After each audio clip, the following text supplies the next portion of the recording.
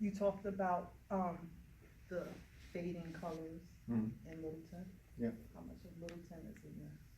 It's a lot in there because especially I made this particularly, I wanted these colors faded because the book is old, like it's not new, like even like the black in it is not black, Right. right? It's a faded kind of newspaper kind of black. Like you could pull this. I did a series called the Hood Politics series, and then which I distorted and weathered it and made it this faded kind of thing because I wanted to feel like you could find this in your grandma's attic, and then it could still be true now, as just as true as it was back then.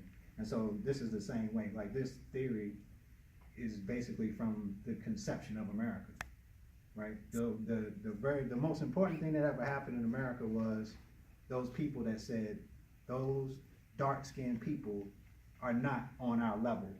So we are gonna take them and make them work and build our country. That was the foundation of America. Yes. So once you have created that, once you have planted that thought into every person that comes after that, you can't erase it, right? So this kind of, the idea of the theory was at the very beginning of what we know as America.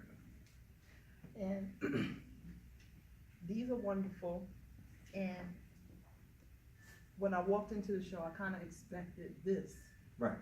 But then I got wood. Yeah. So, what was behind you kinda introducing the woodcuts, the actual woodcuts, and where this is where you start your work? I think it started with redlining actually, because after I did the council, I was starting this, it was gonna be a series of these dark portraits. And as I was carving, my sister would tell you, she was in the room too, I just looked at them like they were sitting up against the wall as I was doing it. It's like, you know what, that could be the show. Like I don't necessarily have to print it, like because it had a unique look already, like it's a texture. And when you look at it, there's a wood color behind it, so it looks like the light is coming from them, like Right. emanating outward from the Right. blackness. Mhm. So that, seeing it, and I work very intuitively, so I make my decisions based on what I see. So I saw it, and I was like, this could be it.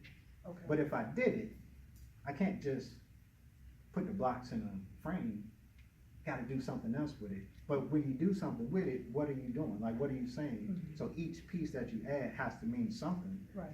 Like, so now I can begin to tell a story of the collective history of blackness, not generally specific to each person in the story. Like, cause these are real people that I know and they came and posed for me.